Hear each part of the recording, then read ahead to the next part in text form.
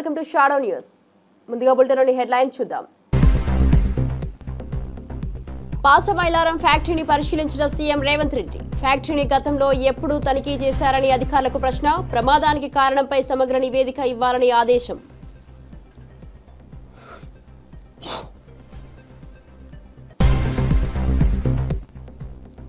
వైభవంగా బల్కంపేట ఎల్లమ్మ కళ్యాణోత్సవం. అమ్మవారి కళ్యాణం సందర్భంగా పట్టు వస్త్రాలు సమర్పించిన మంత్రులు. ప్రత్యేక ఆకర్షణగా నృత్యాలు.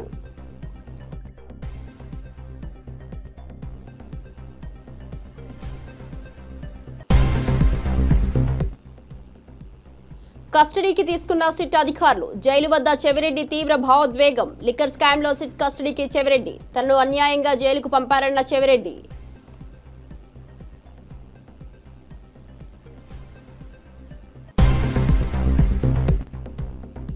రాజాసింగ్ సంచలన వ్యాఖ్యలు. తెలంగాణ బీజేపీలో కొందరు బడా నాయకులు పార్టీని నాశనం చేస్తున్నారని వ్యాఖ్య. అణచివేతను భరించే శక్తి ఇక నాకు లేదని వెల్లడి.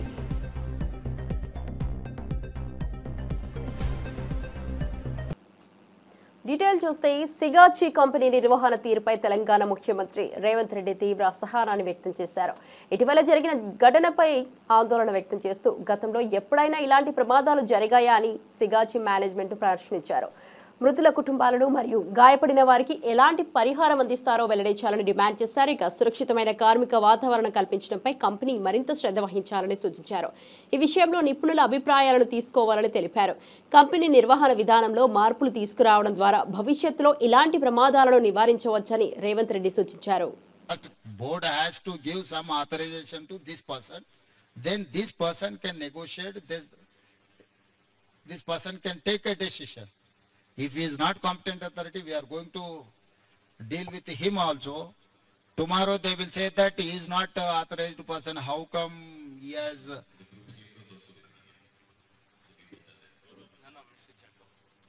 Question is, do you have a board resolution authorizing you to take? First, you get that board resolution. Unless until if there is no board resolution, you are not competent authority. Orally, they may say. Tomorrow they will say that he is not authorized person, he is looking after crisis management, he is not competent authority to negotiate with this deceased people or government. Tomorrow it will become a legal issue for department as well that deceased families.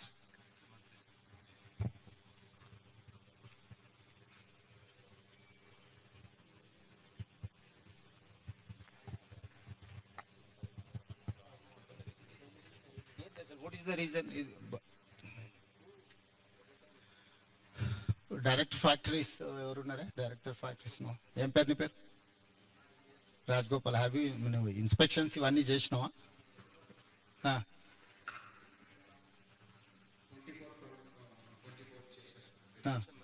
Okay, అంటే మొత్తం overall గా ఇది చేసిండ్రా? ఏమన్నా issues ఉంటే find out చేసి వాళ్ళకి ఏమన్నా షార్ట్ లిస్ట్ ఏమన్నా ఇచ్చిండ్రా?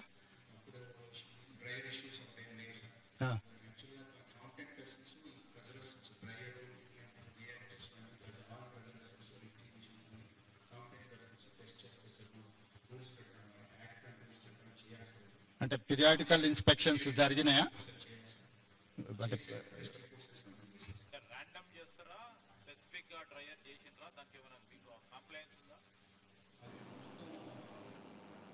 బల్కంపేట ఎల్లమ్మ తల్లి ఆలయంలో అంగరంగ వైభవంగా నిర్వహించిన కళ్యాణోత్సవంలో మంత్రులు కొండా సురేఖ మరియు పొన్నం ప్రభాకర్ పాల్గొన్నారు.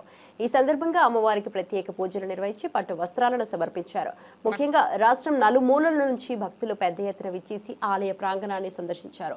ఈ పర్వదినం సందర్భంగా ప్రత్యేక పూజలు, గానం, నృత్యాలు మరియు భక్తుల మధ్య నిర్వహించిన కార్యక్రమాలు ప్రత్యేక ఆకర్షణగా నిలిచాయి.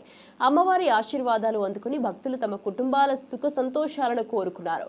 ఈ కార్యక్రమం సాంప్రదాయ భక్తిపూర్వకంగా నిర్వహించబడింది.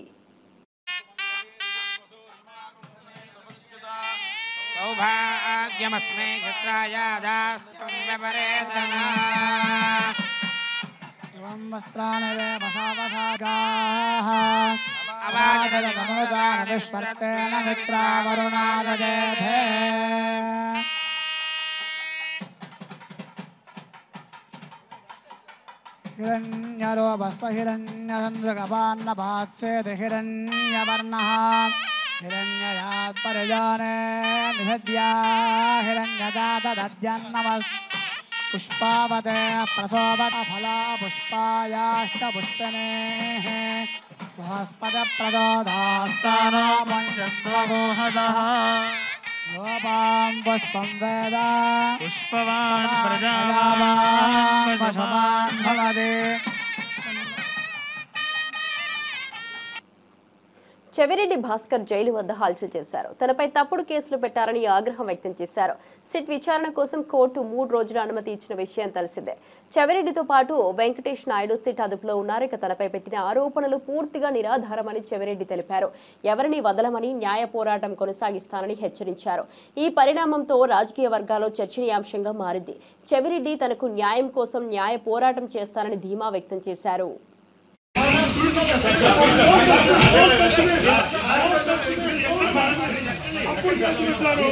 అన్యాయంగా జైలు పంపుతున్నారు. ఒక గొప్ప గొప్ప దర్శకుడున్నాడు, ఒక రాజమౌళి, ఒక సుకుమారు గొప్ప గొప్ప దర్శకుడున్నాడు. అన్నిటికీ కాలం సమాధానం చెప్తుంది. తప్పుడు కేసులు పెట్టిన ప్రతి ఒక్కరికి దేవుడు శిక్షిస్తారు. తప్పుడు కేసులు పెట్టి జైలు పంపారు. అన్యాయంగా తప్పుడు కేసులు పెట్టారు. గొప్ప గొప్ప నటులంతా ఉన్నారు అక్కడ. గొప్ప గొప్ప దర్శకులు భగవంతుడితో చెప్తున్నా తప్పుడు కేసు పెట్టి జైలు పంపుతున్నారు. తప్పుడు కేసుకి కాలం సమాధానం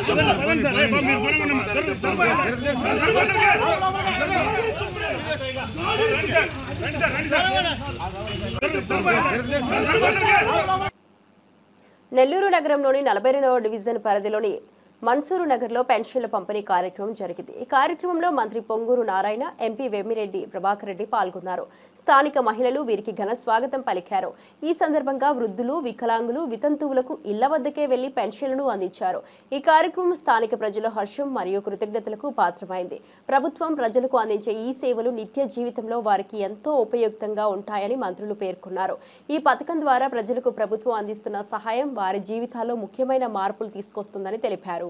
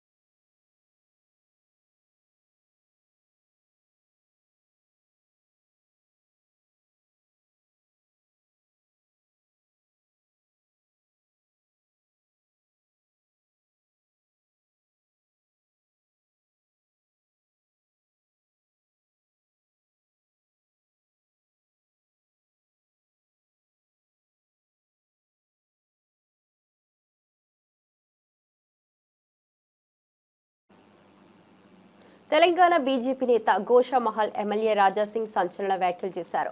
ఆయన మాట్లాడుతూ తెలంగాణ బీజేపీలో కొందరు బడా నాయకులు పార్టీకే నష్టం చేస్తున్నారని విమర్శించారు. పార్టీ కోసం కష్టపడిన వ్యక్తిగా తన కళ్ల ముందే పార్టీ నాశనం అవ్వడం చూడలేక తాను రాజీనామా చేశానని తెలిపారు. అణచివేతను భరించే శక్తి తనకు ఇక లేదని వ్యాఖ్యానించారు. పార్టీలో జరుగుతున్న పరిణామాలు, నాయకత్వం తీసుకుంటున్న నిర్ణయాలు తనకు ఆమోదయోగ్యంగా లేవని స్పష్టం చేశారు.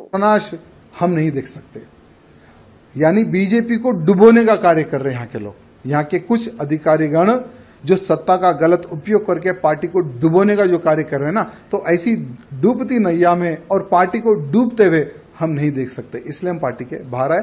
आगे का हमने किशन रेड्डी जी को रिक्वेस्ट किया है कि आप स्पीकर को भी एक पत्र लिख दो कि राजा सिंह बीजेपी का विधायक नहीं है, उसको सस्पेंड करो।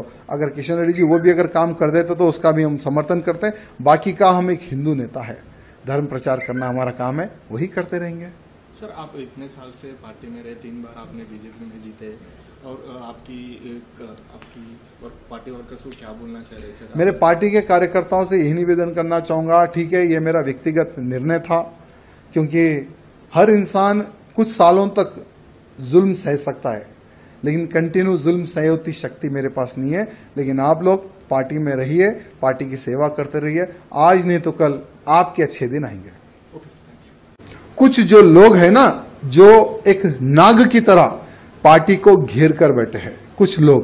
ये कुछ लोगों का इलाज जब तक केंद्र के जो हमारे अधिकारीगण हैं जब तक ये कुछ लोगों का इलाज नहीं करेंगे ना, ठीक है, आज चलो हम तो पार्टी को छोड़ दिए, हमारा कोई वजूद था ना है ना रहेगा।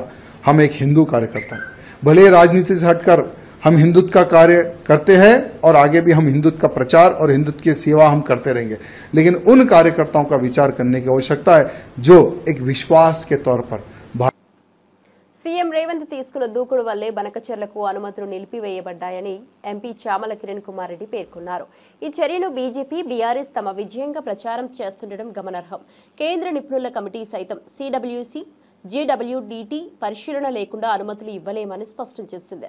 తెలంగాణ ప్రభుత్వం అనేకసార్లు ఈ విషయంలో కేంద్ర జలశక్తి మంత్రిత్వ శాఖతో పాటు సిడబ్ల్యూసీ దృష్టికి తీసుకువెళ్లింది.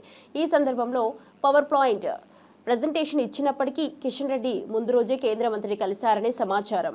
ఈ రెండు పరిశీలించకుండా రెండు రాష్ట్రాలు సఖ్యతకు రాకుండా ఈ యొక్క ప్రాజెక్టుకు అనుమతులు ఇవ్వడం వీలు కాదని చెప్పడం జరిగింది. దీన్ని బీఆర్ఎస్ పార్టీ నాయకులు హరీష్ రావు గారు, బీజేపీ నాయకులు బండి సంజయ్ గారు నిన్న సాయంత్రం స్పందిస్తూ ఇది వారు చేసిన ప్రయత్నం మూలంగానే జరిగిందని చెప్పి తెలంగాణ ప్రజలకు వారి గొప్పలు చెప్పుకునే ప్రయత్నం చేస్తున్నారు. వాస్తవంగా హరీష్ రావు గారు దీన్ని రాజకీయం చేయాలన్న ఆలోచనతో ఇక్కడ ముఖ్యమంత్రి రేవంత్ రెడ్డి గారు పట్టించుకోవట్లేదని, ఉత్తమ్ కుమార్ రెడ్డి గారు పట్టించుకోవట్లేరని, ఆల్రెడీ డిపిఆర్లు సబ్మిట్ చేసిరని జలశక్తి మంత్రిత్వంలో కాంగ్రెస్ ప్రభుత్వం నిమ్మకు నీరెత్తినట్టుంది అని చెప్పి తెలంగాణ ప్రజలకు ఇది ప్రాజెక్ట్ జరుగుతుంది అని తెలిసినప్పుడు ఈ ప్రాజెక్టు కోసం ఆంధ్రప్రదేశ్ ప్రభుత్వం ప్రయత్నం చేస్తున్నప్పుడు హరీష్ రావు గారు రోడ్డు మీదకి వచ్చి మాట్లాడినటువంటి విషయాలు అప్పటికే ఎన్నోసార్లు చెప్పినాం. గత 4-5 నెలలు 6 నెలల నుంచే కాంగ్రెస్ ప్రభుత్వం పదే పదే సెంట్రల్ గవర్నమెంట్ లో ఉన్నటువంటి జలశక్తి మంత్రిత్వ శాఖను అలాగే సెంట్రల్ వాటర్ కమిషన్ ని అందరినీ కూడా కలిసి ఈ యొక్క ప్రాజెక్టుకు అనుమతులు ఇవ్వొద్దని, ఈ ప్రాజెక్టుకు అనుమతులు ఇస్తే తెలంగాణలో జరుగుతున్నటువంటి ప్రాజెక్టులు మునుముందు తెలంగాణకు రావాల్సినటువంటి నీటి భాగం, ఎందుకంటే ఫ్లడ్ వాటర్ ఎంత ఉందో మనకు అంచనాలు లేవని చెప్పడం జరిగింది. నిన్న మొన్న మీరు చూసిరు, మొన్న లాస్ట్ వీక్ బిఫోర్ వీక్ ముఖ్యమంత్రి రేవంత్ రెడ్డి గారు, ఉత్తమ్ కుమార్ రెడ్డి గారు పర్సనల్ గా కూడా వెళ్లడం జరిగింది. ఆ రోజు కూడా బీజేపీ నాయకులను కిషన్ రెడ్డి గారిని అందరినీ కూడా సెక్రటేరియట్ పిలిస్తే కిషన్ రెడ్డి గారు రాకుండా కిషన్ రెడ్డి గారు ముందు రోజే పోయి అక్కడ కలవడం జరిగింది. ఎప్పుడైతే తెలంగాణ వ్యతిరేకిస్తుందో, ఎప్పుడైతే ఇది జరుగుతుందని తెలిసిందో, ఎప్పుడైతే రాష్ట్ర ప్రభుత్వం దీన్ని సీరియస్ గా తీసుకుందని తెలిసిన తర్వాత బీజేపీ నాయకులు, ఎందుకంటే ముఖ్యంగా చంద్రబాబు నాయుడు వాళ్ళకి ఈరోజు చాలా అవసరమైనటువంటి పొలిటికల్ పార్టీ చంద్రబాబు నాయుడుది. 18th లోక్సభలో ఈ రోజు వాళ్ళ స్థానాన్ని ఈ రోజు ప్రభుత్వంలో కాపాడినటువంటి పరిస్థితి ఆ పార్టీకి ఉంది. కాబట్టి ఆ పార్టీకి ఎదురు చెప్పలేదు వీళ్ళు ముందు బీజేపీ వాళ్ళు.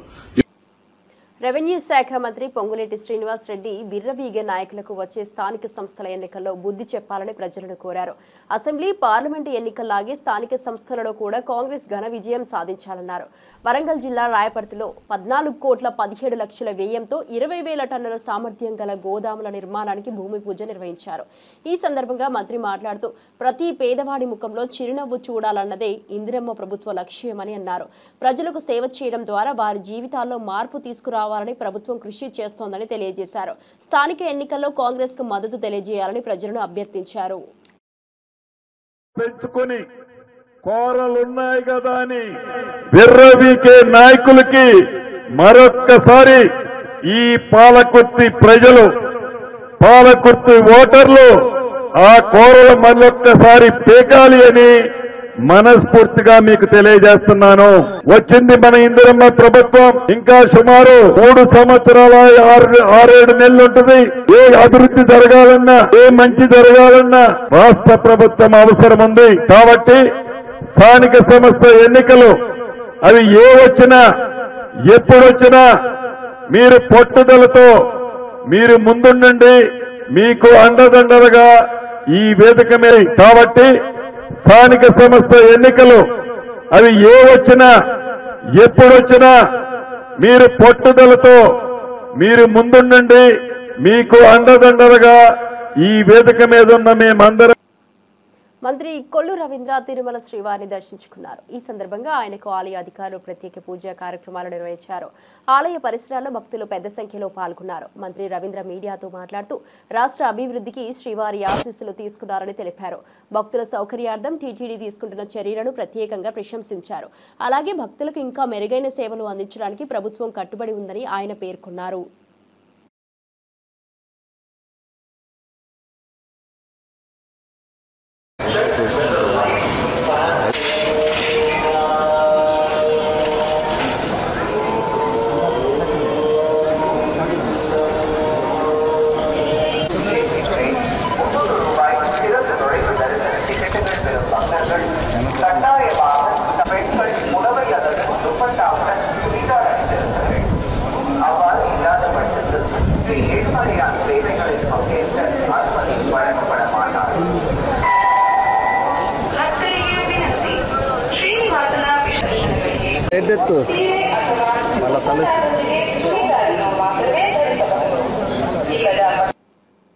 సంగారెడ్డి జిల్లా పాశమైలారం ఘటనలో తీవ్రంగా గాయపడిన పలువురు పటాన్ చెరువులోని ధృవ ఆసుపత్రిలో చికిత్స పొందుతున్నారు. ఈ నేపథ్యంలో సీఎం రేవంత్ రెడ్డి సహా మంత్రులు శ్రీధర్ బాబు, పొంగులేటి శ్రీనివాస్ రెడ్డి, దామోదర రాజనరసింహ, వివేక్ వెంకటస్వామి ఆసుపత్రికి వెళ్లి క్షతగాత్రులను పరామర్శించి వారి కుటుంబ సభ్యులతో మాట్లాడారు. అనంతరం వైద్య సేవలపై ఆరా తీశారు.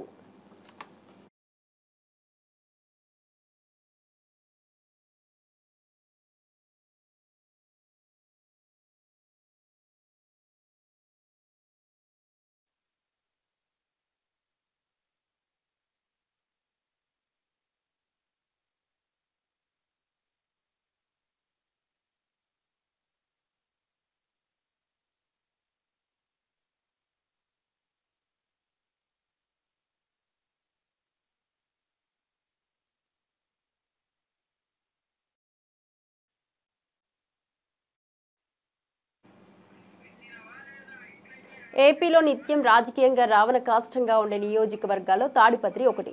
ఫ్యాక్షన్ రాజకీయాలకు పేరుగాంచిన ఈ ప్రాంతంలో పోటాపోటీ రాజకీయాలు కొనసాగుతూనే ఉన్నాయి. 2019 ఎన్నికల్లో జేసీ కుటుంబ హవాకు గండికొట్టి కేతిరెడ్డి పెద్దారెడ్డి ఎమ్మెల్యేగా విజయం సాధించారు. అప్పటి నుంచి కేతిరెడ్డి జేసీ కుటుంబానికి కంటి మీద కునుకు లేకుండా చేస్తున్నారు. జేసీ కుటుంబం అధికారంలో ఉన్నా ఇప్పుడు ఉక్కిరి బిక్కిరవుతోంది. ఈ నేపథ్యంలో రాజకీయ వేడి మరింత పెరిగింది. తాడిపత్రి రాజకీయ సమీకరణాలు ఎలా మారుతాయో చూస్తూ ఉండాలి.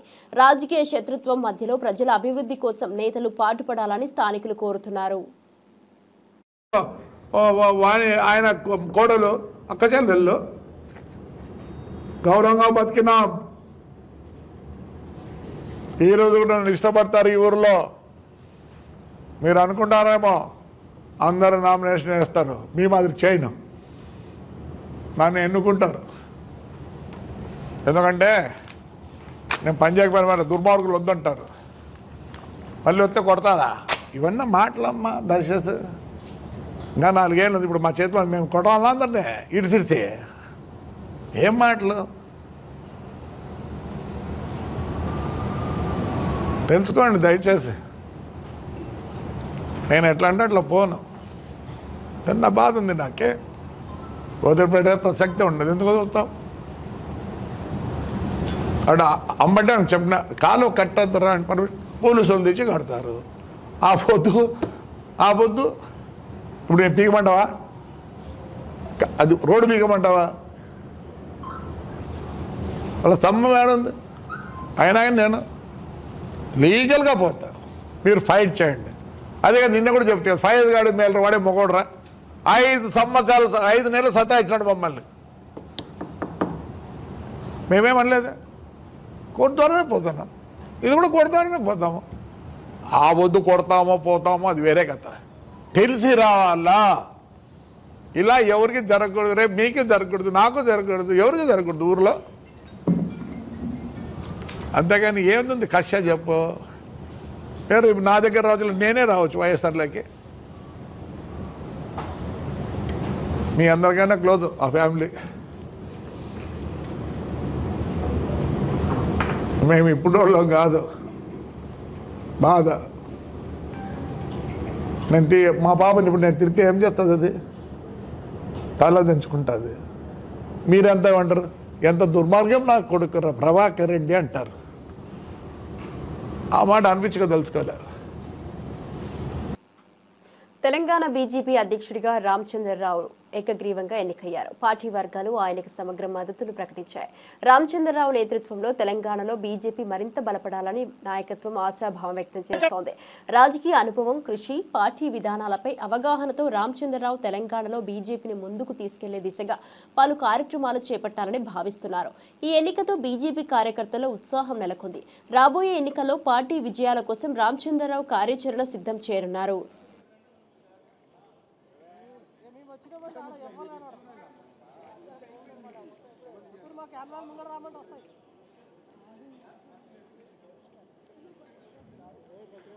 ఇప్పుడు నూతన అధ్యక్షులైన శ్రీ రామచంద్రరావు గారికి శుభాకాంక్షలు పార్టీ తరఫు నుంచి తెలియపరుస్తూ ఇప్పుడు వేద ఆశీర్వాదం ఇవ్వాల్సిందిగా శ్రీ నారాయణం చక్రవర్తి గారిని, సన్నిధానం శ్రీధర్ శర్మ గారిని, సన్నిధానం రామస్వరూప శర్మ గారిని, అన్నవజుల సూర్యప్రకాష్ గారిని, సుధాకర్ శర్మ గారిని తక్షణమే వేదిక మీదకి వచ్చి ఒక 2 నిమిషాలు ఈ కార్యక్రమం ముగించాల్సిందిగా కోరుతున్నాను.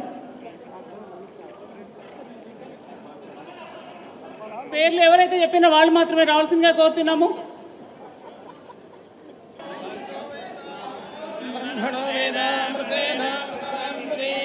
తస్మై బ్రహ్మజ బ్రహ్మచ ఆయుః కీర్తిం ప్రజాందదో భాగధేయేనైవైనం ప్రణయతే బ్రాహ్మణా ఋషే ఉద్ధరేత్ బ్రాహ్మణో వై సర్వా దేవతాః సర్వాభిరేవైనం దేవతాభిరుద్ధరతే యావదేర్వై దేవతాస్తాః సర్వః వేదవిది బ్రాహ్మణే దాగ్నే హవిషోజుషాణో కృతప్రతీకో కృతయో నిరేధే.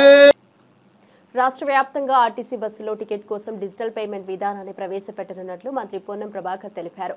ఈ కొత్త మార్పు కోసం ప్రత్యేక మిషనరీని తీసుకురాబోతున్నారని ఆయన పేర్కొన్నారు.